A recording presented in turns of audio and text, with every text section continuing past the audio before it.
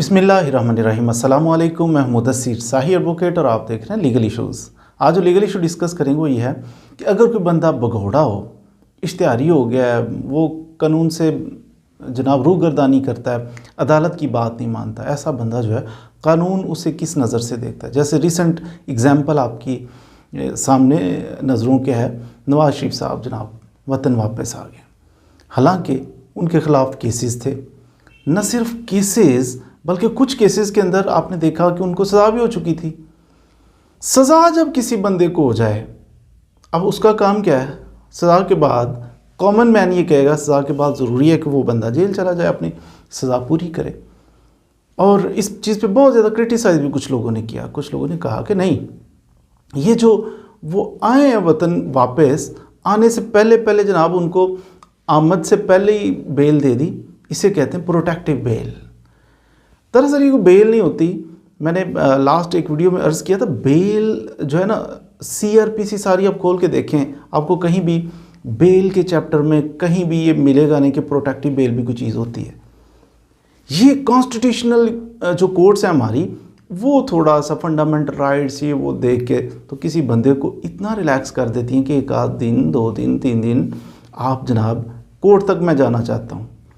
अब ये first time in history नहीं हुआ कि नवाज शरीफ को जनाब बेल दे दी गई और बाकियों को नहीं दी गई, ऐसा नहीं हुआ। लेकिन हम सोचते हैं कैसे? हम सोचते हैं जब भी सोचेंगे हम नफ़रत से देखेंगे, जब भी देखेंगे हम जनाब पार्टी, फ़िरका और इस किस्म की चीज़ों को देखेंगे। हालांकि जब कानून को समझना हो तो फिर इम्पार्शल होकर समझना चाहिए।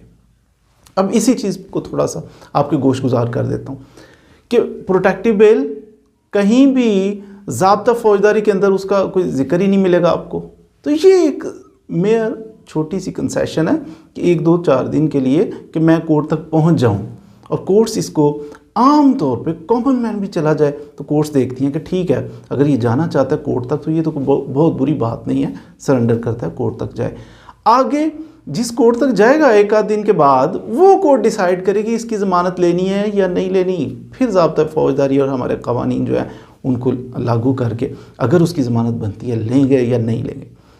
दूसरी बात, नवाज शरीफ साहब की बात की जाएगी कि उनको जनाब बेल मिली। एक तो मैं ये अर्ज़ कर रहा हूँ कि ये कोई बेल उस तरह की बेल नहीं है, कंफर्म नहीं हो गई, कोई रिलीफ ऐसा सच नहीं मिला। अब नवाज शरीफ साहब और दीगर जो लोग हैं, इनमें फ़र्क क्या होता है? बेल का कॉन्सेप्ट आएगा ही उस वक्त कि जब कोई बंदा अंडर ट्रायल है, उसका ट्रायल अभी चल रहा है, तो उसको बेल अप्लाई करनी है, प्री अरेस्ट बेल। अगर वो अरेस्ट नहीं हुआ अभी, प्री अरेस्ट बेल मूव करेगा। अगर अरेस्ट हो जाता है फिर post arrest bell, after arrest भी कहते हैं, पोस्ट अरेस्ट बेल भी कहते हैं, फिर जनाब वो करवा लेगा। लेकिन अगर वो शख्स, उसको सज़ा हो चुकी है, सेंटेंस हो चुका है, सज़ा कोर्ट ने सुना दी, रीज़नेबल उसको टाइम मिला सारा सुनने के बाद, एविडेंस रिकॉर्ड करने के बाद कोर्ट उसको सज़ा दी, फिर वो बेल नहीं मूव करता, उसकी ज़मानत नहीं होती, फिर होता है सस्पेंशन ऑफ सेंटेंस।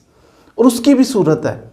उसकी सूरत ये है कि मुलज़म कहता है जनाब ये देखिए जनाब, अब एक चीज़ है ट्रायल, सुना जा रहा है केस, पहली अदालत उसका फ़ैसला करने जा रही है, दैट्स कॉल्ड ट्रायल। अब दूसरी कानून का एक अहम नुक्ता ये है कि अपील। ट्रायल एक चीज़ है, फिर उसको जब वो फैसला हो जाए, उस फैसले को उससे अगली अदालत में चैलेंज किया जा सकता है कि ये फैसला गलत है, that is called appeal. Appeal file किए जी हायर फोरम पे।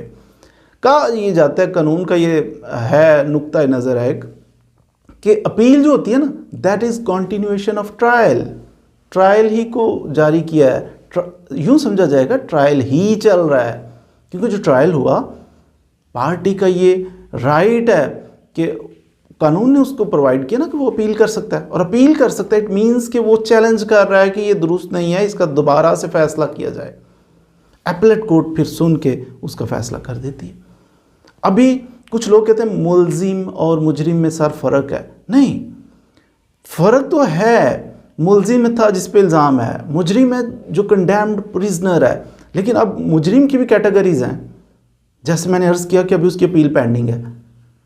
अपील अगर वो पेंडिंग हो जाएगी उसकी, तो इट मीन्स कि कंटिन्यूशन ऑफ ट्रायल है, अभी चल रहा है उसका सिलसिला।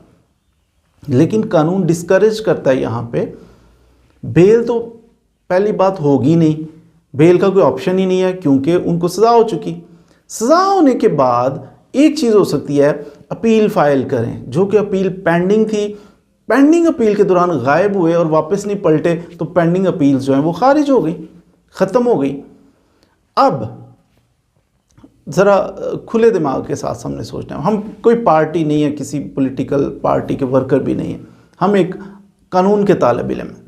अब देखना ये है कि ये शख्स, इसका स्टेटस क्या है। अब इसका स्टेटस ये है कि ये इसको सज़ा हो चुकी, अपील इसने फ़ाइल की थी, उसमें गायब होने की, एब्सकॉन्ड करना, चला जाना, पलटना ना, फिर कोर्ट कहती है ठीक है, इसको रीज़नेबल टाइम दिया गया था नीचे ट्रायल के अंदर साबित करने के लिए, सुन के इसको सज़ा दी गई है, अब आ नहीं रहा तो उन्होंने खारिज कर दी। हाँ, अगर कभी फ्यूचर में ये बंदा आए, जो जब खारिज हुई थी इनकी अपील, अगर ये बंदा फ्यूचर में कभी आए, ये पकड़ा जाए, पुलिस से अरेस्ट कर ले या ये खुद सरेंडर कर ले, तो फिर नए सिरे से ये अपील दायर कर सकता है। अपील का फैसला क्या होगा वो अलग बात है। तो ये एक है, अपील फाइल कर सकता है, बेल नहीं, अपील वो तो किसी भी केस की अपील फाइल करना ये कोई बड़ी अचंभे की बात नहीं है कि अपील क्यों फाइल कर दी, वह कर सकता है। अब नवाज शरीफ साहब जनाब अपील फाइल कर देते हैं। यहाँ पे जब कोई बंदा जिसको सज़ा हो जाए और वो अपील फाइल करता है ना, तो फिर उसकी अपील सुनी नहीं जा रही, तख़ीर हो रही है। फिर वो अप्लाई करता है, वो कहता है कि जनाब अपील मैंने फ़ाइल कर दी और लग नहीं रही मेरी अपील, टाइम लग रहा है और मुझे कभी अंदेशा है, मेरा अंदाज़ा है कि ये अपील एडमिट होगी, मेरी सज़ा ख़त्म हो जाएगी। तो फिर जब मेरी सज़ा आप ख़त्म कर देंगे, अपील का फ़ैसला मेरे हक़ में आ गया, तो ये जो अंदर मुझे रख रहे हो इतने दिनों के लिए, ये किस चक्कर में रख रहे हो, बंदा लौटा नहीं सके, कोई जज वापस नहीं कर सकेगा। उसके दिन वो 2, 4, 10 या साल, 1.5 साल, 2 साल अगर जेल में गुजर रहे हैं, बाद में कहते हैं बाइज़्ज़त भरी अपील में, तो वो जो अंदर रखा वो किस खाते में जाएगा, ये है क्वेश्चन वाली बात। अब अपील फाइल होगी, अपील के साथ ये भी सस्पेंशन ऑफ सेंटेंस के लिए भी कहा जा सकता है। लेकिन जो बंदा, अब यहाँ आएगा मेरिट ये है, कानून ये कहता है कि जो बंदा एब्सकॉन्ड कर जाए, जो बंदा कोर्ट की बात ना सुने, कोर्ट की बात की अतात ना करे, कोर्ट के हुक्म को माने ना, चला गया, गायब हो गया, भाग गया, कोर्ट फिर उसको डिस्करेज करती है। कोर्ट ये नहीं कहती कि जनाब आओ हम आपको सर पे बिठाते, नहीं, कोर्ट कहती है इसका कंडक्ट अच्छा नहीं है। आता आम आदमियों की तरह आता, अपील फाइल करता, सुनी जाती, फैसला होता, दैट्स गुड, जो भी उसका रिजल्ट आता, लेकिन आया और आके गायब हो गया, भाग गया है, खबर ही नहीं दी बाद में, तो फिर कोर्ट ऐसे बंदे को डिस्करेज करती है। अब इस केस में क्या होने वाला है, इस केस में पॉसिबिलिटी ये है, पहली बात तो सरेंडर करना पड़ेगा। सरेंडर मीन्स ये आपकी प्रोटेक्टिव एक आध दिन की बेल सरेंडर नहीं होती। सरेंडर से मुराद है कि वो प्रोटेक्टिव बेल इसलिए ली कि मैं कोर्ट के सामने पेश होता हूँ, कोर्ट के सामने पेश होगा, अपील फाइल करेगा, तो फिर कोर्ट कहेगी कि जब अपील फाइल करते हो तो आप पहले गिरफ्तारी दें, फिर वो गिरफ्तारी दे और फिर ये इस्तदा करे कोर्ट से, एक दरख्वास्त दे कि जनाब मेरी अपील पेंडिंग है, मैंने सरेंडर कर दिया है, अपील पेंडिंग है, सुनिए इसका फ़ैसला कीजिए। लेकिन मीनवाइल अगर मेरा केस इतना मजबूत है और अपील लेट हो रही है, मीनवाइल मुझे छोड़ दीजिए, ताकि जस्ट लाइक ज़मानत, ये ज़मानत नहीं है, ये सस्पेंशन ऑफ सेंटेंस है, तो उसका सेंटेंस जो है उसको मीनवाइल सस्पेंड किया जाएगा, तो ज़मानत की तरह ही वो बाहर आ जाएगा बंदा। ये होता है तरीक़ाकार बाहर आने का।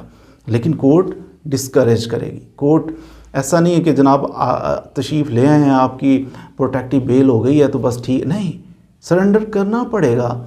वो अपने आप को पेश कर देंगे कि जी मैं कानून के ताबे हूँ, कानून उसे पकड़े, अब पुलिस ऑफिसर जनाब पकड़ के उसे अपनी हिरासत में ले, उसके बाद फिर अपील के बाद फ़ाइल हो जाए अपील, उसके बाद फिर आगे दरख्वास्त दे के, तो पॉसिबिलिटी है कि वो इस्तदा कर सके। उस इस्तदा पे कोर्ट के पास 2 ऑप्शन है, एक कोर्ट कहेगी कि ठीक है इस्तदा बंदा कर रहा है, इसका राइट है, वाकई इसको अपील एडमिट हो गई, तो फिर अंदर रखना जो है उसका जवाब हम कैसे देंगे। कोर्ट कह सकती है ठीक है आप बाहर, मीनवाइल आप बाहर रहिए, लेकिन जब भी पेशी होगी आपने अदालत में पेश होना है। एक दूसरा कोर्ट ये कह सकती है कि नहीं, आपका कंडक्ट अच्छा नहीं है, हम आपने सरेंडर किया है बड़ी मुश्किल से तो पकड़े गए हो, अब आप कहते हो मुझे छोड़ा जाए तो मैं जनाब आता रहूँगा, क्या पता आते रहोगे कि नहीं, छोड़ा जाए आप जहाज़ पे बैठो बाहर चले जाओ, कोर्ट फिर उनकी एप्लीकेशन को, सस्पेंशन ऑफ सेंटेंस की एप्लीकेशन को डिसमिस भी कर सकती है। तो ये है कि कानून किस नज़र से देखता है उस बंदे को कि जो कानून को छोड़ के तो निकल जाए। लेकिन यहाँ अब कानून इतना स्ट्रिक्ट भी नहीं है, कानून के अंदर कहीं ना कहीं ऐसी चीज़ें, अब वकालत चलती है इस चीज़ पे कि अनसर्टेनिटी होती है। कानून फिक्स कोई मशीन नहीं है कि उसके अंदर जनाब आप ये सिक्का डालो ये रिज़ल्ट आ जाए, ऐसा नहीं है। ये एक चीज़ कानून के अंदर मौजूद है कि यहाँ कुछ थोड़ी थोड़ी ऐसी चीज़ें हैं, इंटरप्रिटेशन की जा सकती है। मिसाल के तौर पे एक बंदा है, उसकी अपील है, अपील चल रही थी, बंदा शदीद बीमार हो गया, अटेंड नहीं कर सका, कोर्ट डिसमिस कर देती है अपील। बाद में कोर्ट में आता है, कहता है मैं अपील जनाब मेरी सुने, मेरिट पे सुने, अच्छा केस है मेरा। कोर्ट कहेगी आप तो भाग गए थे, आए ही नहीं, साल बाद कहाँ से आ गए हो। बात कोर्ट की ठीक है, कहाँ से आ गए हो, लेकिन जब वो अपना सर्टिफिकेट दिखाएगा कि ये देखिए मेरा certificate, I was unable to appear before this honourable court, कि मैं पेश नहीं हो सकता था, मैं मजबूर था, सर्कमस्टांसिस ऐसे थे, तो फिर कोर्ट थोड़ी सी रिलैक्सेशन दे सकती है कि मजबूर था, बियॉन्ड द कंट्रोल थे सर्कमस्टांसिस, तो कोर्ट फिर उसे कहेगी ठीक है आ जाओ, हम आपको रिलैक्स करते हैं, आपकी बात सुनते हैं, सुनाओ बात। फिर कोर्ट अपील का मेरिट पे फैसला करेगी। अब इस केस में क्या होगा, हमने ये नहीं देखना नवाज शरीफ है या कौन है, हमें ये देखना कि कानून क्या कहता है। शख्स आएगा और उसने अपील किस अंदाज में सुनानी है, कैसे सुना सकता है, उसके क्या क्या एक्सपेक्टेड नताइज हो सकते हैं। तो उम्मीद है आज आपने इस बारे में कुछ ना कुछ आगाही हासिल कर ली होगी कि फ्यूचर में क्या केसेस, अपीलें कैसे सुनी जा सकती हैं नवाज शरीफ साहब की, उसमें क्या क्या रिज़ल्ट आ सकता है। ठंडे दिमाग से हमें सोचना है, कभी भी ज़िंदगी में पार्टी नहीं बनना। जब कानून बिलखुसूस सीख रहे हैं फिर हमें पार्टी बनना नहीं है, फिर हमें सिर्फ कानून का एक तालिब इल्म बनना है। मज़ीद वीडियोज़ के लिए हमारे साथ रहिए, चैनल अच्छा लगे सब्सक्राइब कर लीजिए और वीडियोज़ अच्छी लगें तो दोस्तों से शेयर भी करें। Thank you very much.